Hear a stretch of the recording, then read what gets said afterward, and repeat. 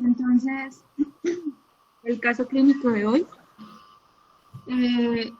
dentro de los datos de identificación, es un paciente Diosemar, con el registro civil que pueden ver en pantalla, tiene una edad de 2 años, su residencia es del barrio San Miguel, viene acompañado de su mamá, y la fecha de ingreso fue el 17 de marzo del presente año a las 3:30 de la tarde.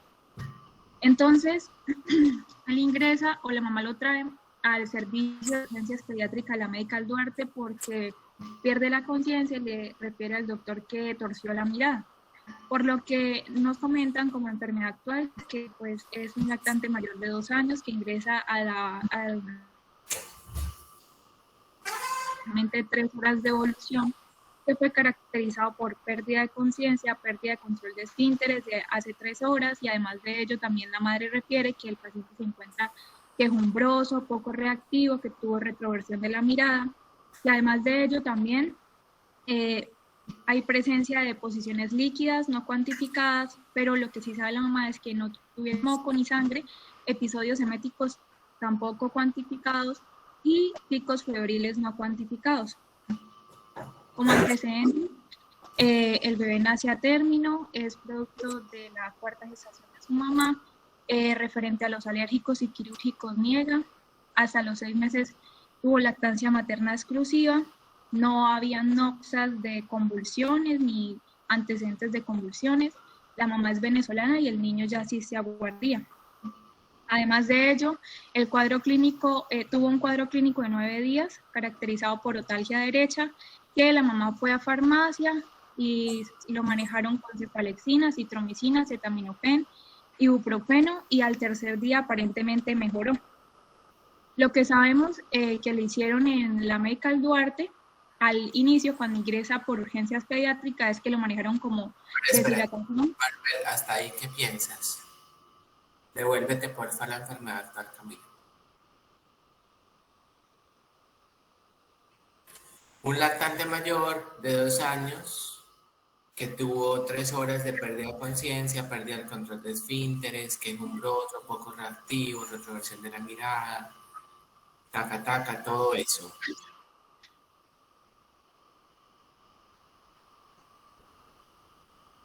Manuel. Señor, esto pareciera como 2 años.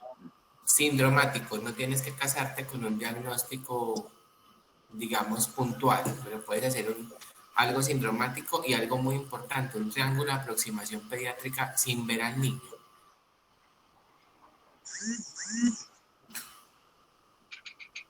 Pues puede ser algo neurológico, por lo de la pérdida de conciencia y por lo de la mirada, lo de la expulsión de la mirada. Ok, pero eso está muy todavía vago. Enfócalo más. Niño quejumbroso, poco reactivo.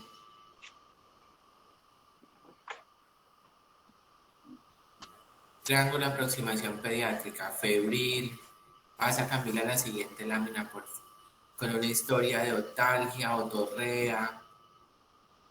Una infección que se ha propagado entonces a las meninges, al cerebro, que esté causando ya una meningitis. O sea, un síndrome meningoencefálico pudiera ser o un estatus convulsivo. Y tu triángulo de aproximación pediátrica lo resumes en un paciente en una condición potencialmente grave. O sea, de entrada con ese relato, ese niño no estaba bien, ¿cierto? Es un niño que va directo a reanimación, ustedes van a monitorizar y van a ya, digamos, pues estabilizarlo. Pregunta, este antecedente importante, 9 días de otalgia derecha, ¿qué le hace pensar, Brian?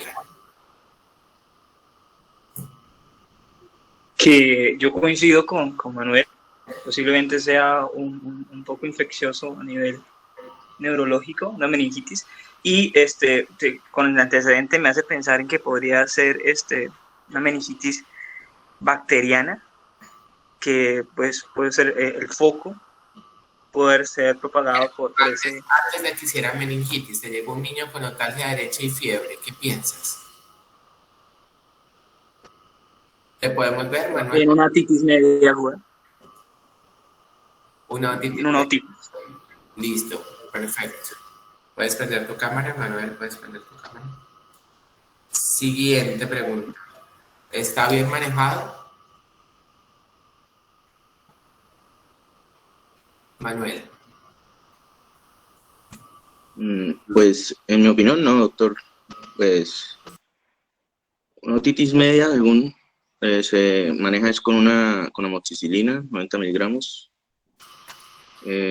Amoxa, o sea, Amoxa sí, pero nunca ni 40 ni 50. Acuérdate que 40 y 50 es dosis de amigdalitis. Para Sí, que penetre bien 80, a pulmón ¿no? y penetre bien a oído es 80-90, listo. O sea, mínimo Amoxa. Y si hubiera sido, digamos, un paciente con todas las vacunas, ¿qué vacunas a los 2 años debería haber tenido este paciente, Brian? De importancia para el foco actual, ¿no? No hepatitis ni nada de eso, pues no me está interesando. Neumococo. Neumo, ajá, ¿qué más? Eh, ¿Qué causa? Pentavalente. La que trae hemófilos. Para hemófilos. Y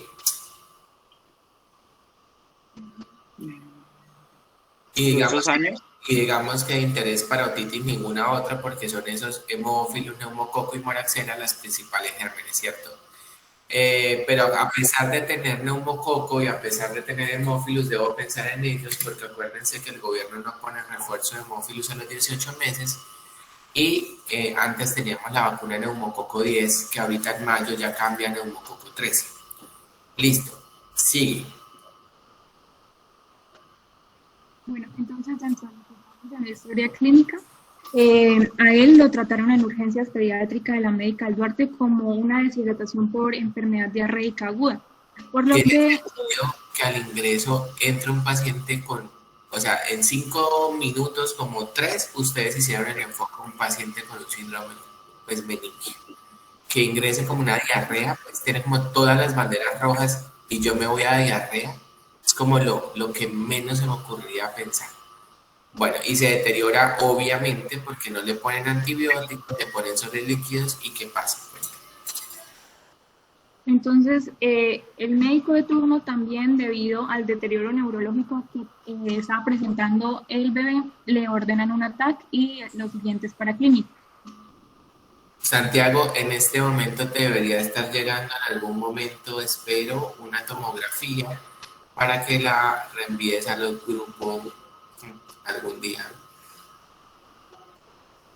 Puedes seguir acá un segundo. Vamos a ver si la otra logra que le llegue. Me avisa, por favor, para que la vean. Y le toman laboratorios, Brian, ¿cómo salen? 2 años. Quiero preguntar, ¿le subrayaron para que los demás, para hacerle trampa a los demás? Como lo evidente. Bueno, ya les hicieron el favor. Cuente, a ver, ¿qué tiene?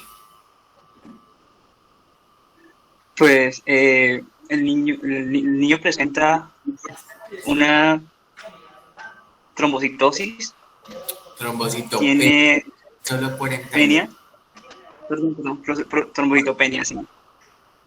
Tiene una hiponatremia, una PCR reactiva. Lee el hemograma. Brian, lee el hemograma. Es decir, el hemograma tiene línea blanca, roja y plaquetaria. Correcto. Entonces, de la línea roja, vemos que la hemoglobina está en 11.3, el hematocrito 33.7. Listo. En la línea frecuente de leucocitos están 18.000. Los polimorfonucleares no veo. No alcanzo a leer. Los polimorfonucleares están. % ¿cómo que no alcanza a ver? Ahí dice. Perdón. Tenía son linfocitos en 11%. Y las plaquetas en 41.000. Están bajas, sí. Ahora sí veo. Esa es en cuanto a los demás paraclínicos, la glucosa en 87, el potasio en 3.36, el cloro en 88, el sodio en 124.9, la PCR en 26.54. Pero PCR en 26, es un PCR reactivo positivo bastante elevado. pero O sea, me indica esto es 26 miligramos de cilitro, porque esto es la Medical Duarte. 26. Esto en el hospital significaría 265, porque acá miligramos litro, o sea, bastante elevada. Ojalá le hubiéramos hecho una Procal. Mira la ferritina tan alta, o sea, ferritina es marcador de muchas cosas, pero en este contexto probablemente coagulopatía, etcétera, inducida por un cuadro inflamatorio por la sepsis muy elevada. Algo que ya deben decir con este laboratorio del cuadro clínico del paciente y que probablemente yo hubiera dicho desde el inicio, que no se les puede olvidar, es paciente con sepsis y muy probablemente shock séptico porque ya tenía focalización neurológica desde el ingreso. Después de que yo ya encasillo el sintomático, ahí sí yo busco el foco. Entonces, paciente con shock séptico de foco, sistema nervioso central. Ese debe ser mi actuar. Porque si yo le enfoco como una diarrea, yo no le voy a correr a la diarrea. En cambio, si yo digo shock séptico, yo tengo hemocultivos antes de 1 hora, antibiótico temprano antes de 1 hora y actúo sobre el paciente. Esa es la importancia del enfoque que nos gastamos 5 minutos, pues. Entonces, tiene compromiso ya neurológico, tiene compromiso hematológico, ¿cierto? Tiene compromiso adicionalmente, ¿dónde está? No veo función renal. Bueno, compromiso neurológico y el ataque espero que en algún momento les llegue con un edema cerebral marcado y algo más llamativo que ya van a ver, perdón no haberse las enviado antes. Dale siguiente. Por... Bueno, entonces, a la evolución, el paciente presentó un episodio por lo que lo yugulan con midazolam 1.5 miligramos y en ese momento solicitan valoración por neurología pediátrica. A las 6:22 tuvo un nuevo episodio convulsivo que nuevamente adquirió dosis de midazolam y lo impregnaron esta vez con fenitoína.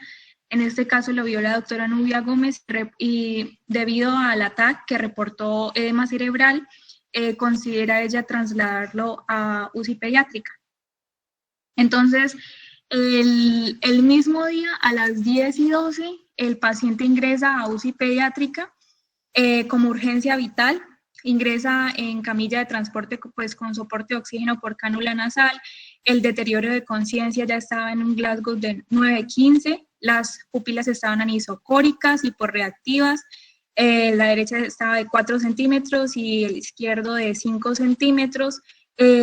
No había rigidez nucal en este bebé, pero sí presentaba hiperextensión de miembros superiores e inferiores simétrica ocasional en respuesta al dolor.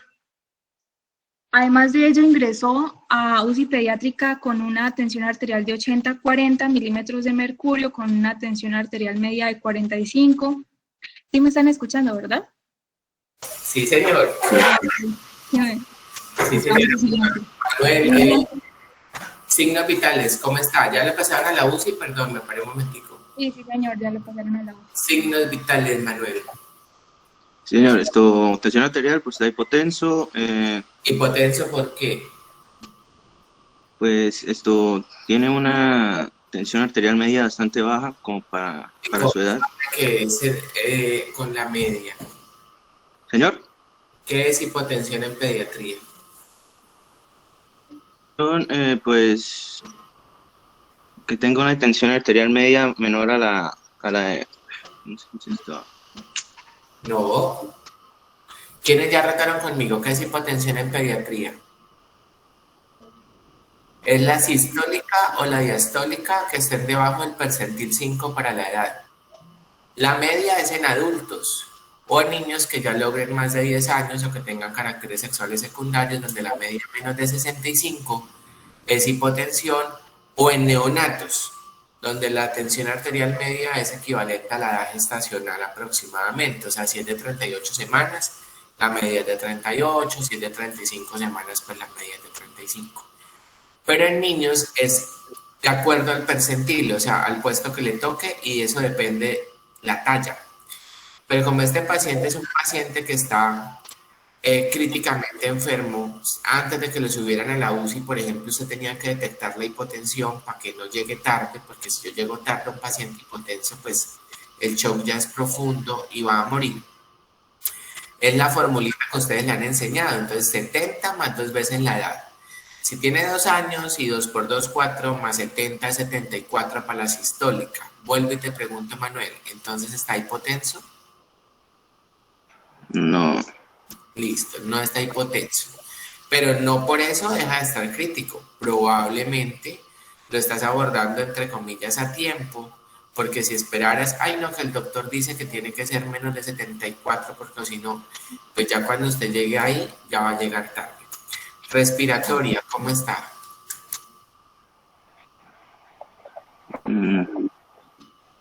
Normal, ¿cierto?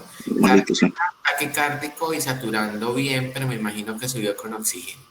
Listo. Siguiente.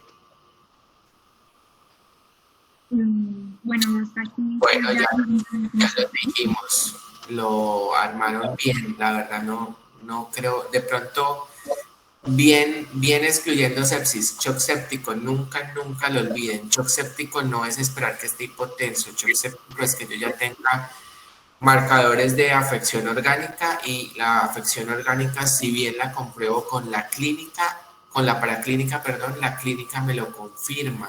Él ya tenía, no orinaba, tenía afección neurológica y tenía compromiso hemodinámico. Listo. Brian, ¿qué haría usted?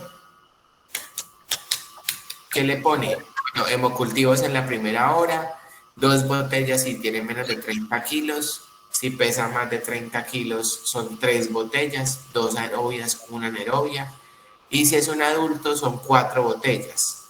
2 botellas aerobias y 2 anaerobias. Yo sé que los han criado con 2, pero creo que este semestre les quedó profundamente claro que desde hace 2 años son 4 en el adulto, 3 en el mayor de 30 y 2 en el paciente de menos de 30 kilos. Como este chiquito tiene menos de 30, pues 2 botellas de hemocultivos. Puedes tener líquidos, por supuesto, nada vía oral. Y le van a iniciar antibiótico en la primera hora. Manuel diga 1 y Brian diga el otro, a ver. O digan 2 o 3 o 4, o no sé. ¿Cuál?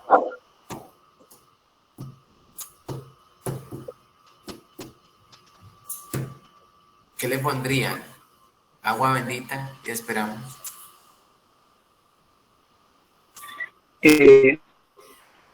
Como algo empírico, ya que todavía no sabemos qué bacterias que está causándola, yo pensaría ponerle, según lo que hemos hablado en las clases, cefotaxima, ceftriaxona. Yo iría con ceftriaxona porque ya no es neonato, y la otra es... ¿Y la otra cuál sería? Bueno, inicio con ceftriaxona. ¿Ceftriaxona y qué más?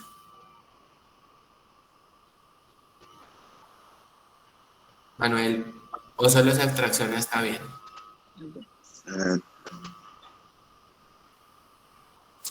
A ver, si estamos pensando en meningitis y sobre todo piógena, ¿cuál es el cubrimiento de la meningitis comunitaria? Y es un tip, igual en adultos que en niños. O sea, acá nos dicen que vancomicina también. Acuérdense que ceftriaxona cubre el neumococo, el hemófilus, la moraxela, perfecto. Y el meningococo, aunque no estoy pensando que esto sea un meningococo, pero pues lo cubre. Y la vancomicina cubre la posibilidad de un neumococo resistente en sistema nervioso central. No estoy poniendo banco para el estafilo, no estoy poniendo banco pensando en estafilococo aureus, estoy poniendo pensando que de pronto hay meningitis por neumococo y puede tener un neumococo resistente. Rápidamente se deteriora. Bueno, ¿qué nos queda faltando? Si pienso en meningitis, Santiago, ¿qué más le hubiera puesto? Camila, ¿qué más le hubiera puesto?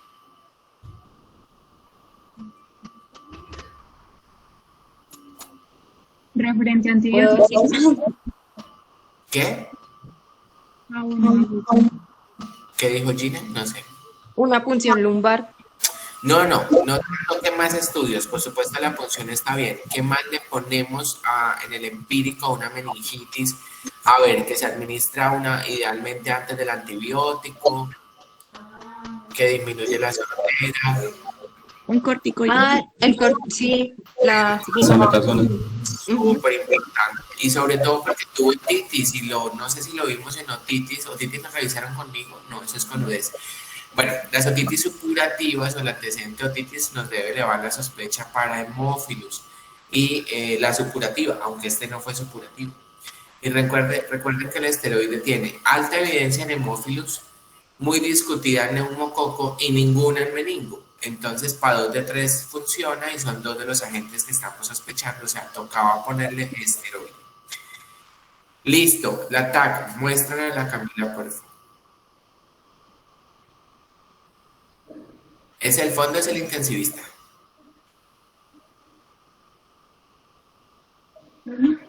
Entonces se ve lisa y se ven esas áreas no pequeñitas que le ven a la periferia y frontales. Todas esas son áreas de isquemia y de sangrado, o sea, hizo ambas y es producto de una vasculitis infecciosa, ¿cierto? Listo, o sea, muy comprometido. No sé si vieron la parte frontal como el área tan extensa. Ahí esos, por ejemplo, esos cortes, todo lo que está negrito ahí en la parte del lóbulo frontales no debería ser negrito, ¿cierto? Lo mismo en la parte posterior, miren también los temporales. O sea, este niño estaba frito. Eso es algo que es pues una meningitis muy básicamente grave. Listo, hay que hacerle punción lumbar. ¿Será que tiene contraindicación él para la punción lumbar? Manuel y Brian.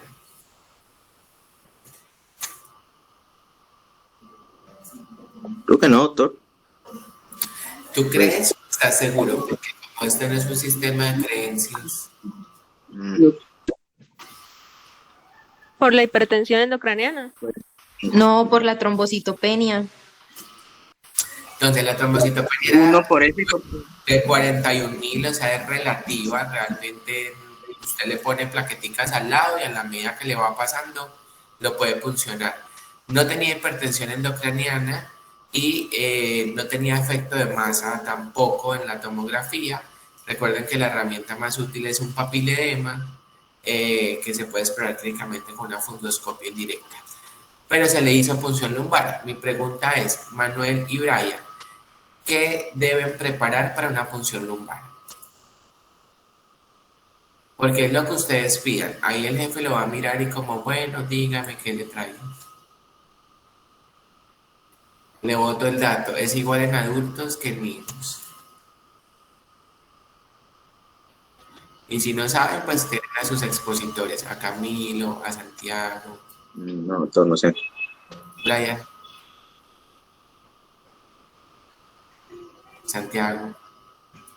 Camila.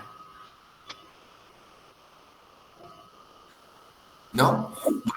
Uno usualmente coge y pide un espinocat. El dato que yo les quiero contar es que sí es importante que sea el espinocat o la aguja raquídea, porque cuando lo hacemos con aguja con bisel, es decir, con aguja que rompe, si bien la probabilidad de complicaciones es muy baja, existe un síndrome, que es el síndrome de cefalea no solo postpunción, sino un síndrome de cefalea crónico relacionado al desgarro que hay de las fibras que discurren por la parte de la columna por una punción que sea con aguja con el bisel y puntiaguda, pues. El espinocat es una aguja roma, entonces no rompe de esa manera las fibras y ese riesgo disminuye. El espinocat viene obviamente numerado, deben buscar el que se adapte a la edad de sus pacientes. Yo no me lo sé, yo siempre hago google.com, espinocat y miro cuál aguja Gauss le corresponde. Ojalá lo hubieran mirado, porque es importante familiarizarse, porque eso no es solo una aguja, ese trae un alma que uno saca y mira si sale o no retorno del líquido cefalorraquídeo. Lo siguiente que hay que tener es una extensión de anestesia, porque hay que medir la presión de apertura del líquido cefalorraquídeo. Tienen que acostumbrarse a medirla. Tal vez en neonatos ustedes van a ver que no les medimos mucho la presión de apertura, porque el neonato está muy chiquito, si yo se muevo esas 20 goticas se me van a ir, o sea, se desperdicia, y para mí es más importante el líquido que medirla. Pero un niño más grande, un adulto, un adolescente, por supuesto que hay que medir la presión de apertura. ¿Cuánto es la presión de apertura, Manuel, Brian, Santiago, Camila? La normal es aproximadamente 9 a 21. ¿Cuánto? Pues yo había leído que normalmente de 9 a 21. Porque en otras literaturas dice que de 9 a 15. Exacto, usualmente 20 es el corte. Y las enfermedades infecciosas del sistema nervioso central, como hacen hiperproteinorraquia por la inflamación, pues aumentan la presión y sale disparado, o sea, van a ser presiones de 30, 40. Y en el caso, por ejemplo, de meningitis criptocóxica, pacientes con VIH, no les va a alcanzar la extensión de anestesia porque eso es 60, 70 de presión de apertura. Es muy sencillo, no sé si me vayan a lograr entender, pero digamos que está en la columna de su paciente, hicieron la punción, acá está su aguja, conectan la extensión de anestesia y el agüita del líquido cefalorraquídeo sube, sube, sube, hasta un punto que se queda quieto. Ese líquido, como está estéril, pues no lo van a botar, cogen con sus deditos, separan la aguja, miden en una regla y esa es la presión de apertura en centímetros. Cogen el tubo y depositan el líquido que obtuvieron. Eso no, digamos que no se pierde. Lo siguiente que hay que hacer es que pidan siempre 3 tubos, mínimo 2, ideal siempre 3. Porque se termina, la punción no es un procedimiento como tan rutinario de, ay, venga, lo punciono hoy, lo punciono mañana. Entonces tomen los tubos que necesitan. 3 tubos, idealmente 20 gotas por tubo. Si solo pudo 2, idealmente 20 gotas por tubo.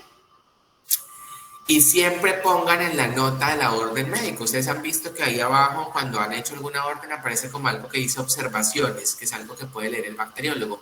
Y colóquele guardar muestra, porque el líquido cefalorraquídeo dura 5 días en laboratorio donde el infectólogo ya moleste. Pero si usted quiere hacerle muestras adicionales, usted le coloca, por favor, congelar el líquido cefalorraquídeo.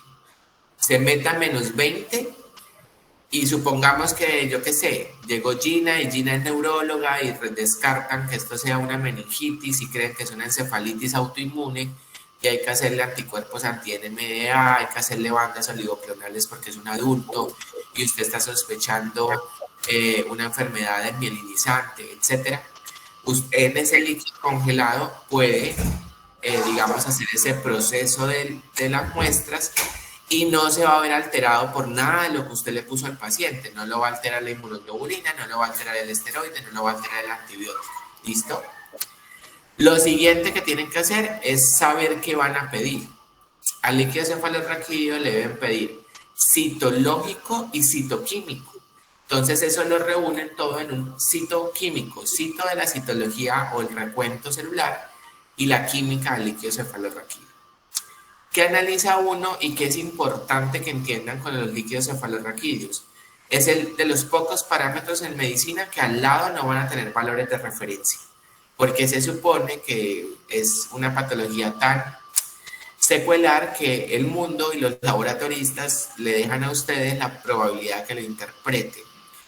Manuel, ¿cómo es un citoquímico normal? Brian, ¿cómo es un citoquímico normal?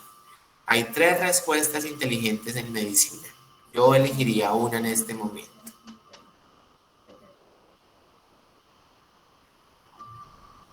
Depende de la edad. Exacto. Neonato y de ahí en adelante. ¿Cómo es la del neonato? Bueno, la glucosa está hasta 120, mal, ¿no? No, la glucosa es la única que no es depende. Glucosa siempre es 2/3 o 60% de la periférica. Conclusión, hacen función y le están tomando glucometría al paciente para hacer la comparativa. Pero hablemos del citoquímico. En celularidad, ¿cuántas células blancas esperas en el neonato?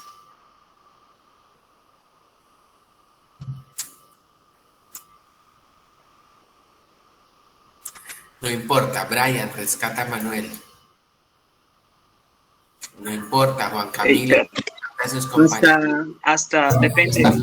Según el día de sífilis, yo recuerdo que decía que si es pretérmino, uno podría esperar hasta 15 leucos en el líquido cefalorraquídeo, y si era No. después de los 30 días, un niño de término, no debe tener más de 5 Bueno, en celularidad.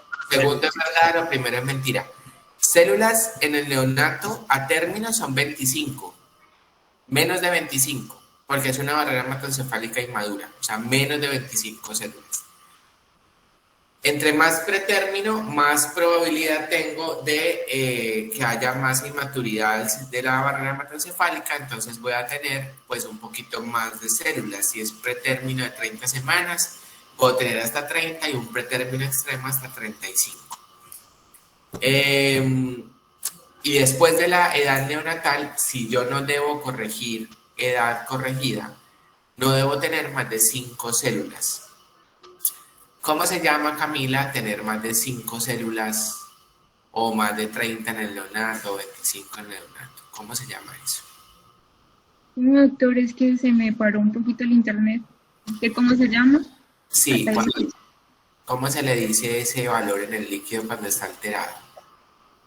Cuando está alterada la celularidad. Sí.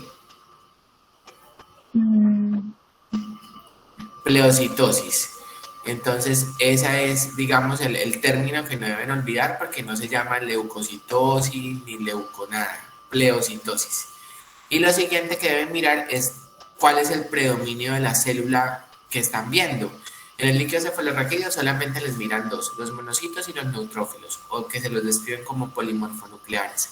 Usted dice, por ejemplo, Santiago llegó convulsionando, tiene la edad que tenga, yo qué sé, diré 22 años, un cuadro de 6 días. Usted le hizo punción lumbar y le encuentra 10 células blancas, es decir, 10 leucocitos a expensas de mononucleares, 90% mononucleares. Yo que sospecho en Santiago una encefalitis viral, por ejemplo. La bacteriana suele ser pleocitosis a expensas del polimorfonuclear. O sea, 10 células, 130.000, pero la mayoría del diferencial, 80, 70, 90%, es polimorfonuclear. Esto solo aplica por encima del mes, o sea, en pacientes que no sean neonatos. Los neonatos, como pueden tener hasta 25 células, por supuesto que van a tener algún neutrófilo ahí dentro del diferencial, ¿cierto? Lo siguiente que miran son las proteínas. Las proteínas pueden, usualmente lo dijimos, verse aumentadas en cuadro infeccioso, entonces yo espero tenerlas por encima de 45 cuando es una persona no neonata y más de 150 cuando es un neonato. Lo siguiente que miro es glucosa, que si es estándar, 2/3 o 60%. Y si tengo las proteínas altas, a eso lo llamo hiperproteinorraquia. Y si tengo la glucosa baja, porque las bacterias y las micobacterias como tuberculosis sí que chupan azúcar, a eso lo llamo hipo de baja, pues hipogluco de glucosa, raquia de raquia, hipoglucorraquia. Listo, ese fue su citoquímico, pero no olviden acompañar el citoquímico de algo que se llama lactato en líquido cefalorraquídeo o LDH en líquido cefalorraquídeo. Recuerden que el LDH viene siendo como un proceso metabólico previo a la producción de lactato. Entonces, cualquiera de los dos les sirve. En el hospital les procesamos LDH.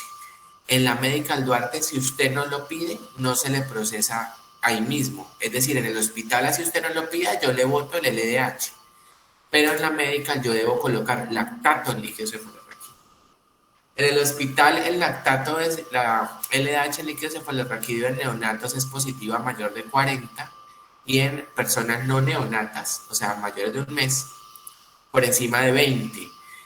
¿Qué sugiere un LDH elevado o un lactato elevado? No solo infección, sino inflamación, pero es importante porque si yo quiero saber si hay inflamación en líquido cefalorraquídeo, después busco la causa, pero me llena de criterios para decir, ojo, allá se está pasando algo. ¿Listo? Lo siguiente es hacer la confirmación pues, del microorganismo. En este caso sospechan ustedes una meningitis, ¿cierto? Entonces, ¿qué tinción deben pedir? Siempre. Gram. Gram. Gram. Perfecto.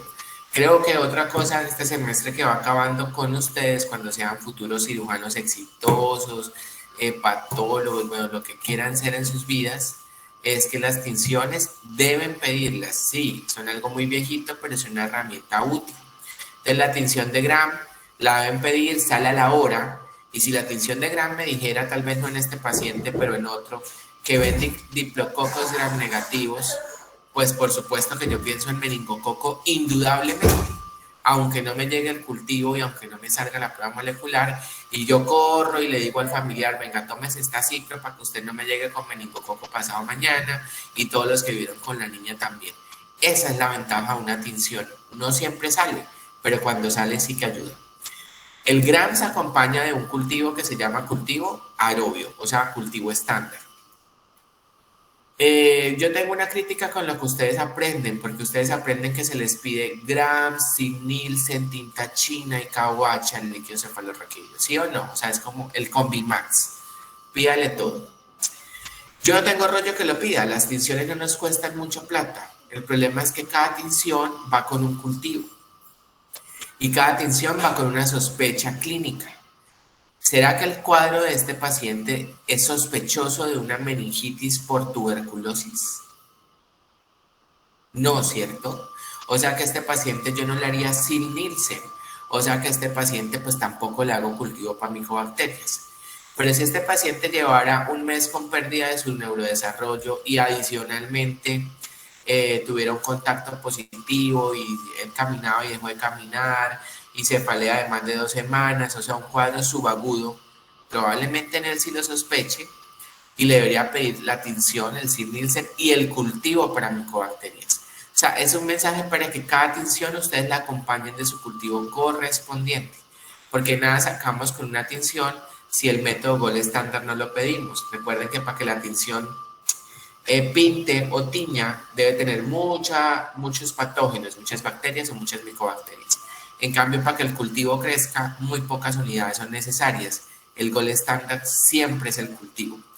Y la micobacteria no le va a crecer en el cultivo normalito del líquido cefalorraquídeo.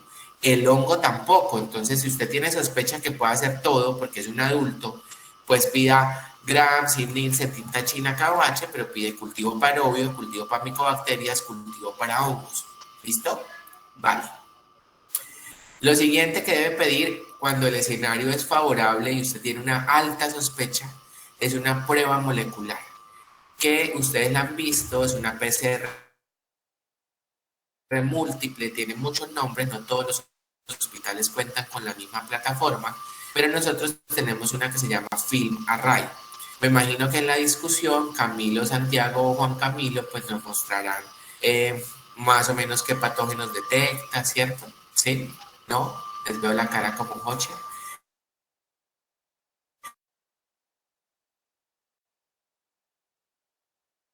Bueno, mientras avanzamos la imagen y luego nos proyecta lo que puede detectar.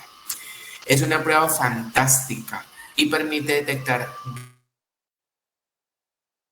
virus, bacterias y, por supuesto, unos hongos o el hongo más común en VIH, que es el criptococo. Pero no incluye tuberculosis. Eso quiere decir que si fuera el escenario de un paciente que no es este, pero el que ya habíamos relatado de la meningoencefalitis subaguda, usted le debe pedir una prueba molecular que es el GeneXpert. Usamos en medicina, ya no usamos algo que antes se usaba con mucha frecuencia que se llamaba el látex en líquido cefalorraquídeo para meningitis, porque ya pues, no sirve, realmente ya salió de la mayoría de hospitales. Eso es todo lo que yo debo tener en mente cuando voy a hacer una punción lumbar, de adultos y de niños, siempre, porque es un líquido de alto valor. Listo, continúa Camila.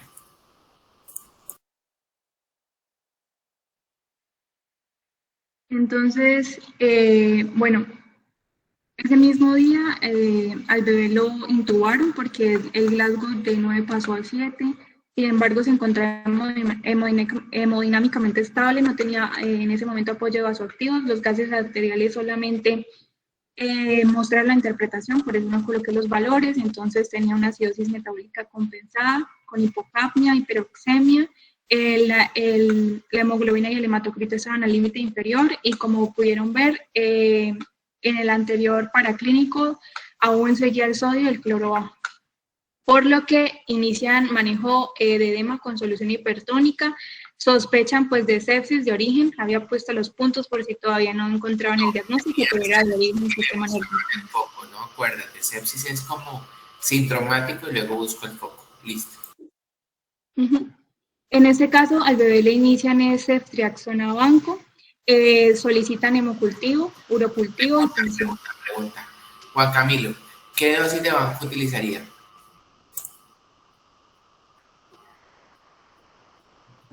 Aló, ¿me escuchan? Sí. 60 miligramos, yo creo. Perfecto. Entonces ya habíamos aprendido que hay 6 o bueno, 7 escenarios para usar banco y en todos toca 60. Y ceftriaxona. De 100 miligramos. Es de 50 a 100, pero como esto es meningio, es 100 y es cada 12 horas. Listo, siguiente, Camila. Entonces, en el estudio líquido requerido... ¿Tú mostraste el citoquímico? No. Dentro del caso clínico sí, pero no muestran todos los valores, solamente la interpretación. ¿Cómo? Pero si de la nota de infectología siempre es un resumen de paraclínicos. Está sospechoso. Bueno, hiperproteinorraquia, hipoglucorraquia severa, que eso no está escrito en el mundo, es solo hipoglucorraquia. Bueno, pero bueno, severa es cuando está debajo de 25, es una hipoglucorraquia marcada. Y el FilmArray detecta el material genético de Streptococcus pneumoniae. Pregunta para Brian y para Manuel. ¿Con esta detección ajustan el tratamiento antibiótico? Está con Ceftre a banco. Pues sí, se le quitaría la banco. Pregunta Manuel. A usted ya le salió el cultivo y Santiago por allá diciendo que sí. ¿A usted ya le salió el cultivo que le confirma que es sensible en sistema nervioso central a ceftriaxona o apenas tiene la detección molecular y el nombre? Sí, solo la lumbar, sí. Hoy le pregunto, ¿le haría ajuste al manejo antibiótico? No, por ahora no. Yo lo dejaría por el momento. Igualito, perfecto. Miren lo bonito del panel, esto es todo lo que detecta, ya lo están proyectando. De las bacterias, las más típicas, Escherichia coli K1, que es la cepa hipercapsular, genera meningitis comunitaria y en el neonato. Hemófilos influenza, tanto el B como los no capsulares.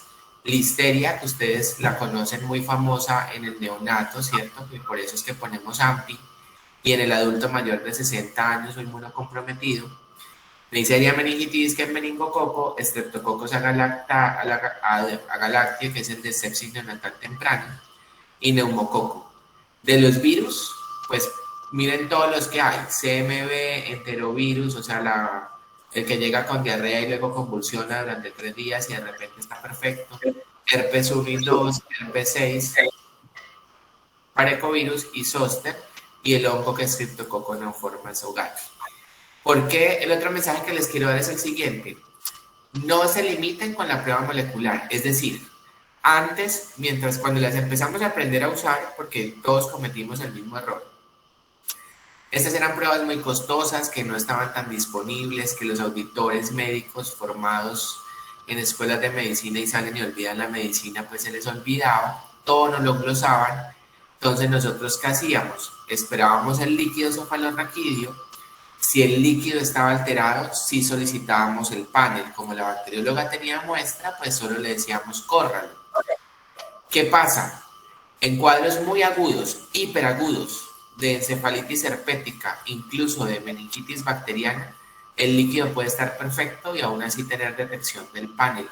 Entonces, siempre que haya clínica compatible con un síndrome meningoencefálico de origen infeccioso, hagan el panel así el líquido salga bien, porque se van a llevar más de una sorpresa, sobre todo con los herpes virus. que por supuesto sin tratamiento son mortales en el sistema nervioso central. Listo, dale.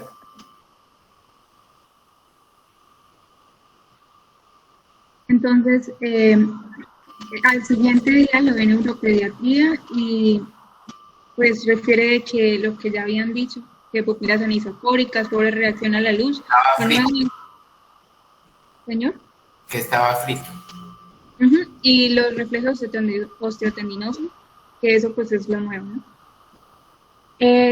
Entonces él da el análisis de que es un menor con meningitis por estreptococo pneumoniae, que el TAC pues, se puede ver edema cerebral moderado y que continuar con fenitoína, resto manejo por UCI o por infectopediatría y el pronóstico pues incierto.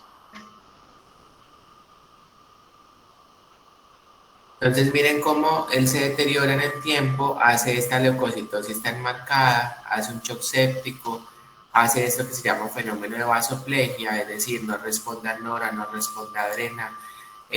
Cuando eso no pasa o cuando eso pasa ya lo llamamos shock refractario a catecolaminas. Entonces se debe administrar esteroide, que el esteroide lo que busca es estimular la glándula adrenal o suprarrenal para producir más catecolaminas endógenas. Se le pone vasopresina, que tiene un doble fin, funcionar como un vasopresor y reclutar y reciclar receptores alfa y beta para poder utilizar nuevamente adrena y nora. Fue tan llevado, o sea, fue tan vasoplégico que se utilizó algo que la evidencia es como calidad de la evidencia de Andrés Arias, azul de metileno. Bueno, sí, básicamente, o sea, sí hay reportes. Yo lo he usado 2 veces en mi vida cuando trabajé en cuidado crítico y las 2 veces el paciente murió. Ese es de los poquitos que veo que le funciona. Es una medida desesperada. Obviamente el paciente se pone blue, totalmente azul, pero pues a él le funciona. Listo. Le pedimos, llegó el infectólogo que le tocó pedir la biotelemetría porque el neurólogo se le olvidó que pueden convulsionar y solo le dejó fenitoína y que pueden tener estatus epilépticos refractarios que no pueden ser visibles, entonces tocaba hacerlo porque el paciente estaba realmente tostado, o sea, él no, ni siquiera, en un momento estuvo sin sedación y ni siquiera respondía en el ventilador. Y bueno, siguió la transfusión, etcétera. Dale. Bueno, entonces, espera. Ok. Santiago, Dale atrás, por favor. Porque tiene 2 posibilidades. Dos veces que me toca proyectar la imagen desde el computador. Se me dañó el micrófono al computador. Bueno, ok. Dale atrás, por favor. Atrás.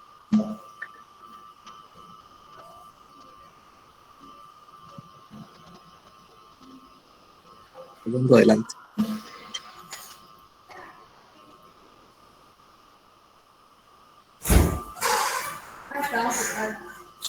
O sea, porque si ven cerrado, no tocará primero. Dale hacia atrás a la diapositiva donde estaba hablando el doctor. ¿Qué pasó con todo lo anterior que no contaron? A ver, yo devuélvete. Es que Devuélvete a los laboratorios. No importa que se esté saltando un poquito. Ya dijimos paciente frito, choqueado, malas condiciones. Miren cómo hay deterioro paraclínico y algo súper importante y que tienen que empezar a ver. El hígado, uno puede hacer hígado de sepsis. Miren, las transaminasas estaban elevadas. Si yo no le ajusto el anticonvulsivante y me quedo solo en fenitoína, pues termino lesionando más el hígado, ¿cierto? Valproico y fenitoína no se pueden usar en insuficiencia hepática o en falla hepática crónica. Entonces, este era paciente candidato al levetiracetam, por ejemplo. Obviamente coagulopático, requiriendo politransfusiones. Dale.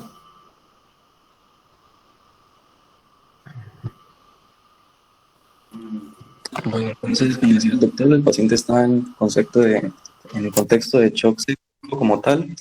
Y como decía, se le administró el azul de metileno, que por ahí estaba leyendo que ese se usaba era porque tenía un efecto sobre la guanilato ciclasa y disminuía la producción de óxido nítrico, entonces ayudaba a que se disminuyera por un lado la vasodilatación y por otro lado ayudaba a que pues, los fármacos vasoactivos que le están dando tuvieran más efecto. El día siguiente, pues entonces el paciente ya estaba un poco mejor, pero pues el contexto estaba muy deteriorado y se le decidió continuar el tratamiento actual, como habían dicho, con vancomicina y ceftriaxona. Salió el cultivo de gran que demostró también, perdón, la tinción de... Pero mira, póngale cuidado, ustedes hubieran hecho en este caso film a raíz de sepsis a esa botella de monocultivo. ¿Será que se gasta en esa otra prueba molecular? ¿O ustedes ya saben que es el mismo neumococo? Ya uno sabe que es el mismo neumococo, entonces ¿para qué pide uno un film a raíz de sepsis si no le va a salir tampoco susceptibilidad? Solo va a decir neumococo. Entonces no lo pedimos, esperábamos el cultivo. Listo, dale. Ok, entonces este día se le inició el destete del azul de metileno, pues porque presentó mejoría, siguiente, y se siguió con el tratamiento antibiótico que se le había dado. Al día siguiente se le hizo un procedimiento que se llama TPE, que se llama recambio terapéutico de plasma, que es como una plasmaféresis en la que se elimina de la sangre productos tóxicos como lo son inmunoglobulinas. No es como, es una plasmaféresis. Es decir, estaba tan choqueada, requiere terapia de reemplazo renal y aprovechamos, recuerden que Streptococcus pneumoniae es un germen encapsulado, igual que Hemophilus. Entonces el sistema inmune se defiende a través de celularidad y sobre todo de complementos, C3 y C4. Y eso forma inmunocomplejos. Y esos inmunocomplejos lesionan los órganos cuando se depositan. No sé si recordarán, por ejemplo, la fisiopato de la glomerulonefritis post-streptocóxica o por IgA. Es similar. Entonces ya desesperados hablamos con el intensivista y le dijimos hagámosle plasmaféresis para barrerle tanto inmunocomplejo y mirar si también barremos tanta citocina preinflamatoria que está choqueando al paciente. A veces ya el patógeno no está, pero la respuesta en cascada queda activada y el daño sigue perpetuándose. Entonces lo que hicimos fue plantear plasmaféresis terapéutica. Ok, aparte de esto, también el paciente se le había hecho una escala que es la escala BIS, que por sus siglas en inglés pues es esto, el puntaje el puntaje vasoactivo y inotrópico. Entonces este puntaje es un predictor de mortalidad en los 30 días, sobre todo pues cuando hay choque séptico, el cual tiene un punto de corte que es de 21.3. Entonces, entre más elevado, pues hay más pronóstico de mortalidad. Él había llegado con un inicial de 120, que luego disminuyó a 50, y en este día pues había disminuido hasta 5, aunque necesitabas todavía soporte con norepinefrina. Esto que, perdón, se había muerto. No el paciente, nosotros. La escala BIS, ¿qué es lo que hace? No lo sé, no tengo idea. Es un predictor de mortalidad, doctor. Ah, bueno, pero es que esto es como en los adultos. En niños con tan pocas escalas uno se acostumbra a no ponerlas. Pero es importante, acuérdense que los adultos tienen Newscore, tienen SOFA, tienen Apache, tienen un montón, y una nota a un internista, eso está saturada de todos los scores, como el Apache no sé qué, no sé qué, no sé qué, tu medio evolución son los scores.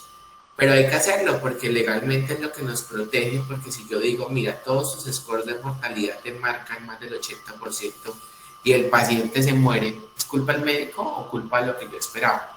Entonces es otra invitación a que el paciente crítico pues lo intente poner. Listo, siguió con lo mismo, siguiente. Sí. Ok, en su tercer día con los antibióticos, aunque persiste todavía pues en mal estado.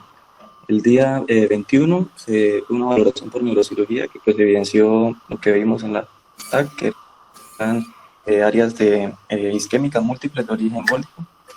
Y sospechamos este punto súper importante, que había un origen embólico. Manuel, si usted sospecha origen embólico y no solo vasculitis infecciosa, ¿dónde está la bomba que le genera el émbolo? Corazón. Ah, muy bien. Entonces, ¿qué va a pedir? Es que llamo un eco. ¿Eco qué? Un ecocardiograma. Uy, claro, porque si es eco y es el corazón, pues cardio y grama. Bueno, pero ¿cómo? ¿Transtorácico, transesofágico? ¿Cuál lo tiene rápido? Transtorácico. ¿Y cuál funciona muy bien en niños? No sé. Transtorácico. Si fuera un adulto, la ventana está más limitada, o sea, tú le crees solo 65% de las veces, pero en niños tenemos una confiabilidad cercana al 95%, o sea, un TT casi nunca se equivoca. Tiene que ser el paciente, un paciente con una cardiopatía previa para uno decir, mejor hágale también un esofágico. Entonces, después de esto, Santiago, le hicimos un eco, ¿cierto? Sí, señor. Siguiente. Bueno, antes de hacerle el reporte del ecocardiograma, también le hicieron otros exámenes porque este día presentó él una bradicardia y también cambios pupilares. Entonces decidieron hacerle una esconografía cerebral simple que mostró la isquemia cerebral en múltiples territorios. Además de eso, pues había, como lo mencionó el doctor, sospecha de una vasculitis asociada a la meningitis. Y este día, pues, también se decidió hacer una transfusión de plaquetas, pues, por la trombocitopenia que tenía, ya tenía valores de 1000 plaquetas. Y se indicó también hacer una resonancia magnética cerebral simple, contrastada y un angiograma. Siguiente.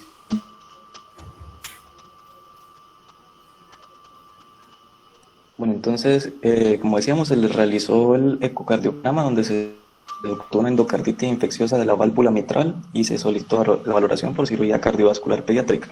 Es decir, Entonces, llama Santiago esa condición donde hay bacteriemia, meningitis y endocarditis por neumococo.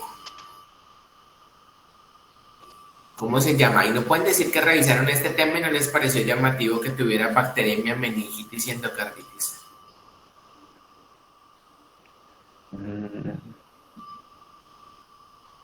¡Qué decepción! Es tan raro, es que es tan raro que por eso se los pasé. Solo el 5% lo hace. Se llama síndrome de Austria. Era lo que usted no mencionaba, Austria.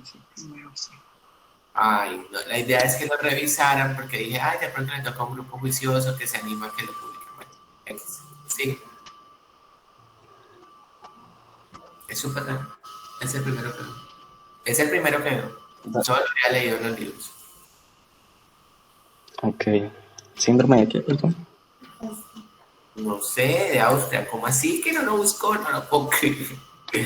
Bueno, es raro, es muy raro. Uno no hace endocarditis por neumococo, que es fácil. Bueno, salió esto. Ay, Manuel, ya le salió el cultivo. Le dice que es un neumococo resistente a penicilina en el sistema nervioso central, pero que el sistema nervioso central es sensible a ceftia. ¿Qué hace? Ay, no, ya está porque yo le hice la nota. Ahí está. Y suspende. Sí. Pero Juan Camilo, si le sale resistente a esa extracción del sistema nervioso central, ¿qué hace? Si es resistente a extracción, puedo. Manuel está preasado, que lo están llamando. Juan Camilo, ¿qué hace? No sé, ¿Qué hace? Está con ceftia banco y le sale el cultivo y dice resistente a PEN y resistente a ceftia en el sistema nervioso central. ¿Qué hace?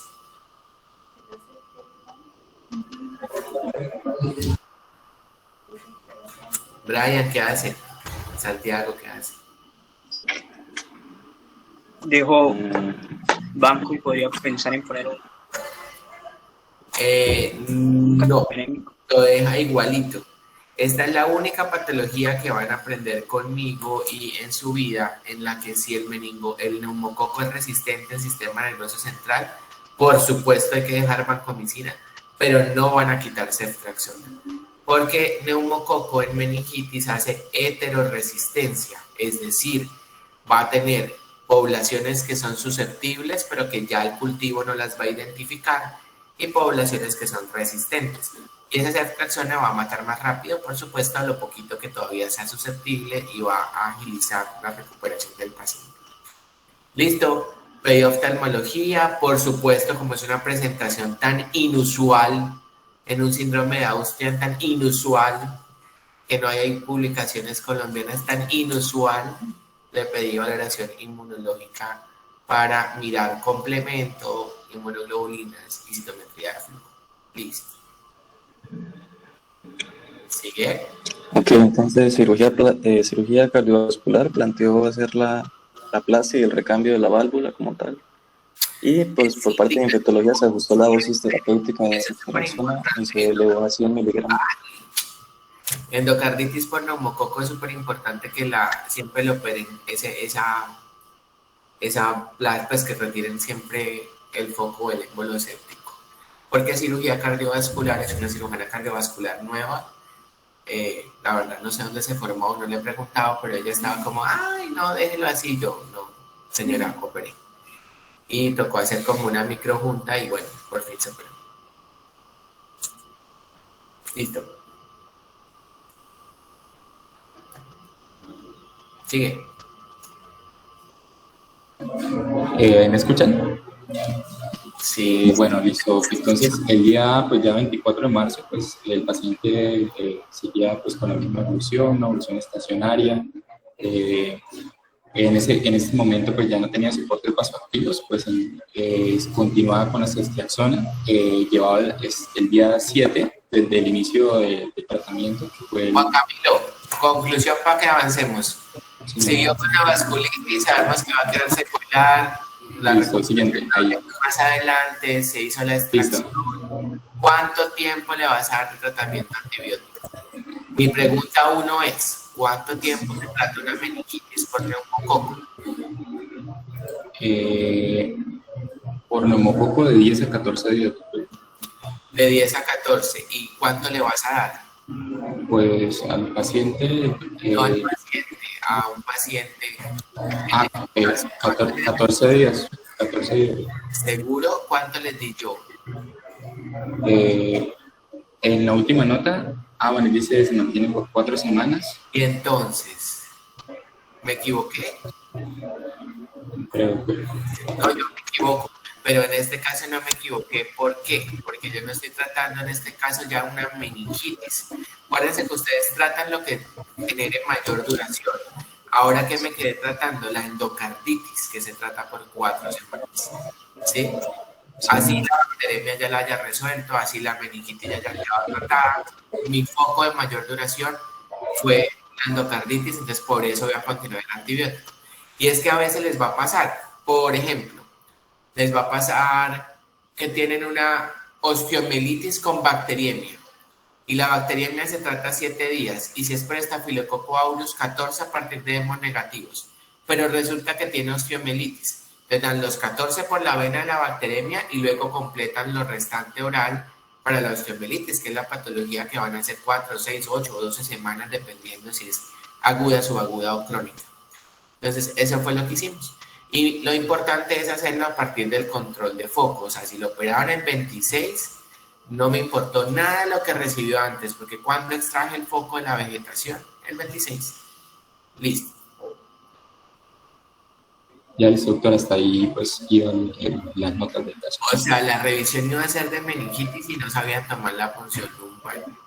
Bien. Bueno, hágale pues.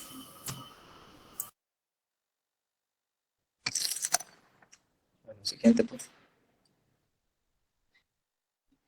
Bueno, entonces, la meningitis se define como inflamación de las membranas que rodean el cerebro y la médula espinal, involucrando así específicamente las leptomeninges, que serían la aracnoides y la tía madre y el líquido cefalorraquídeo, que pues va a transitar entre todos. Entonces, como explicaremos en la fisiopatología, los fenómenos que alteren la permeabilidad de la barrera hematoencefálica a este punto va a permitir el ingreso y crecimiento bacteriano en el espacio subaracnoideo. Siguiente. Bueno, como agentes etiológicos, acá mostramos específicamente los bacterianos, pero debemos recordar que también lo pueden producir virus, como el enterovirus, el virus de Epstein-Barr, citomegalovirus, virus del herpes.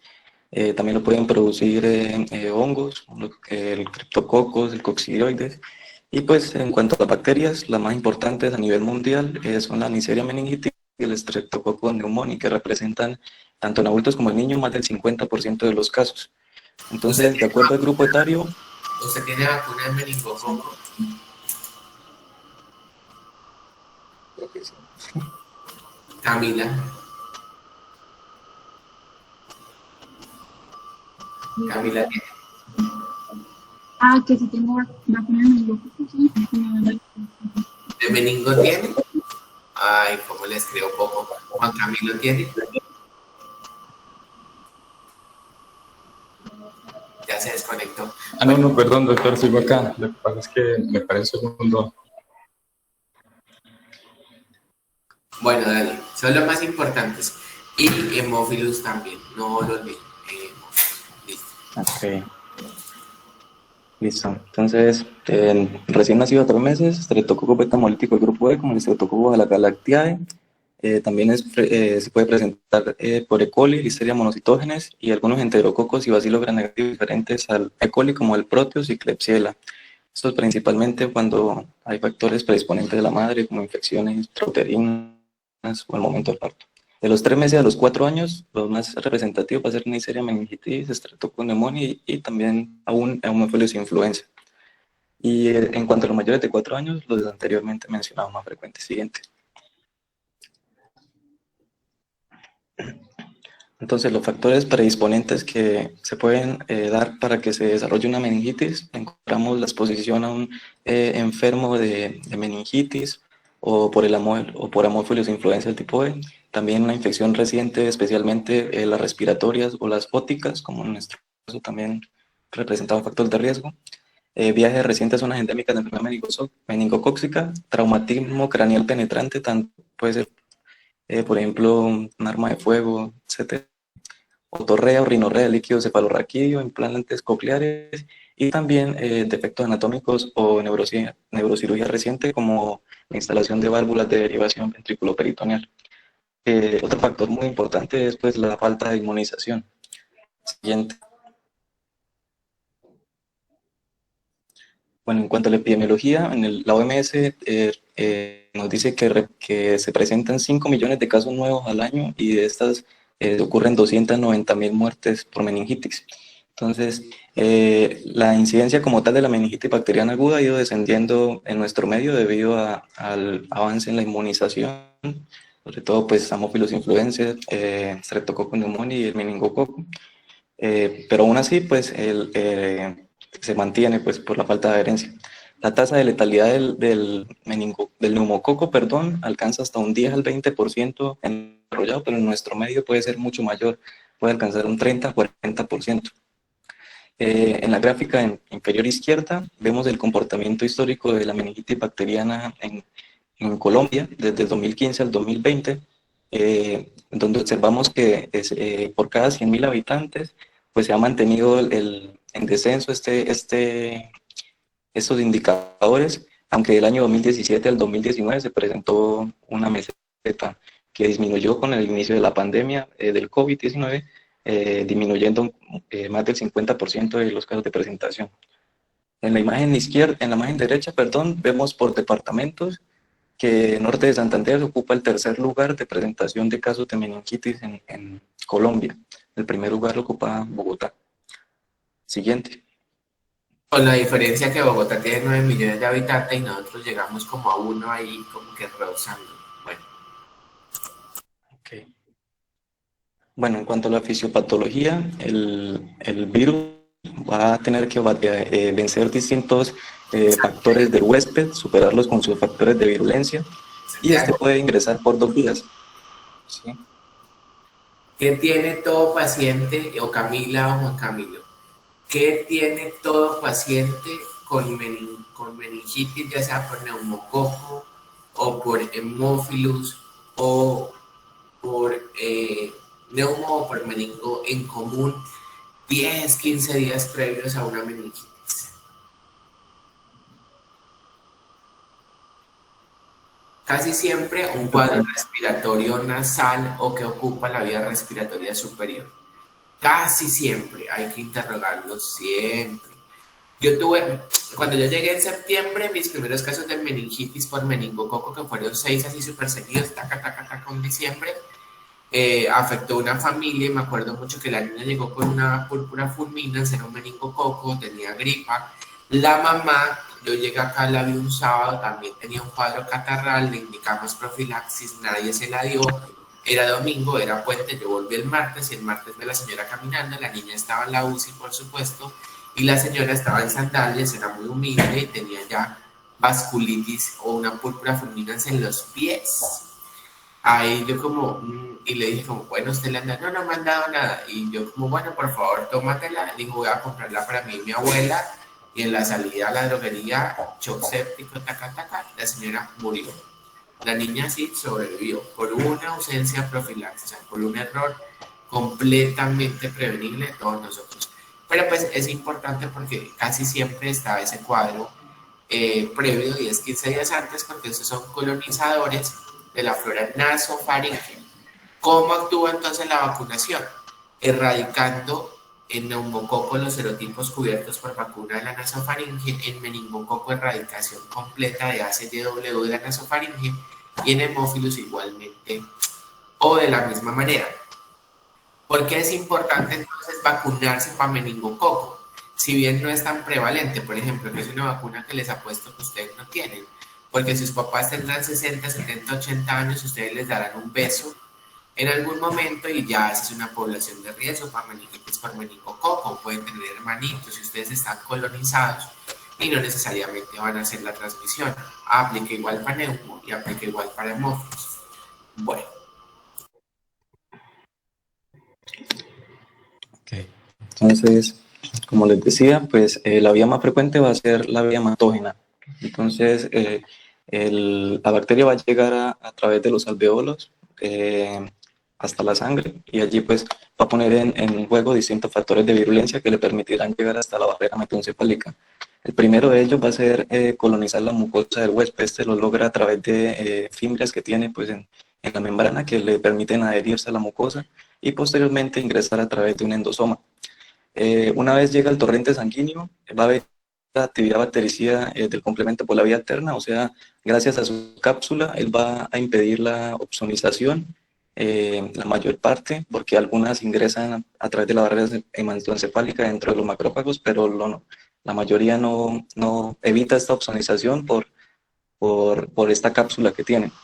Casi todos saben el mecanismo del caballo de Troya. Si han leído algo de historia, se meten dentro del macrófago, van irreconocibles al sistema inmune y ya adentro pues salen y hacen el daño. Okay. Bueno, una vez llega hasta el espacio subaracnoideo, que entra en contacto con la barrera hematoencefálica, antes de ingresar al espacio, perdón, él va a ejercer varios factores de virulencia y entonces, por un lado, va a hacer un efecto directo sobre el epitelio, que le va a permitir que ingrese una parte por allí. Otra vía que va a ayudar a que lleguen hasta este espacio va a ser por movimiento retrógrado a través de los nervios craneales y el otro, como lo decía el doctor, a través de los macrófagos, cuando ellos se hacen, ¿cómo decirlo? El macrófago se los come, pero ellos no mueren ni sobreviven dentro del macrófago, entonces ingresan como un caballo de Troya. Una vez ellos llegan al espacio subaracnoideo, empiezan a multiplicarse y algo que favorece eso es que allí hay una baja inmunidad humoral porque hay poco complemento. Entonces se empiezan a multiplicar y se desencadena una respuesta inmunológica que es que empiezan a ingresar neutrófilos. Estos neutrófilos empiezan a degradar una parte de las bacterias, pero no su totalidad. Cuando la empiezan a degradar, lo que pasa es que las bacterias van a soltar componentes de su membrana, como peptidoglicano, las bacterias gram-negativas incluso empiezan a liberar toxinas que van a hacer una quimiotaxis de mucho más neutrófilos, células inflamatorias, que al final de cuentas lo que van a hacer es destruir la integridad de la membrana, producir que las neuronas también pierdan su integridad y se produzca un edema cerebral vasogénico, una pérdida de la autorregulación cerebrovascular y se eleva la presión intracraneana. Esto a que nos lleva al final a que ocurra una hipoxia e incluso se puede producir una herniación por debido a la presión intracraneana. Siguiente.